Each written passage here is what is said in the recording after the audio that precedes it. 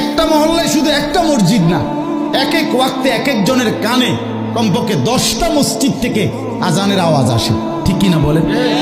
কি রে বান্দা, এত শক্ত হইলি কেমনে বান্দা?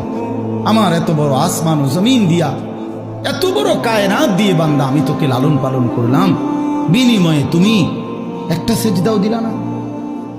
365 দিনে খোদার একটা বছর কোনো দিন ফজরের নামাজ পড়লা না। এ কেমন জিন্দিগি বাপ? এত এত কঠিন মানুষ কেমনে হয়? এত পাষাণ মুসলমান কেমনে হয় বাপ বলেন?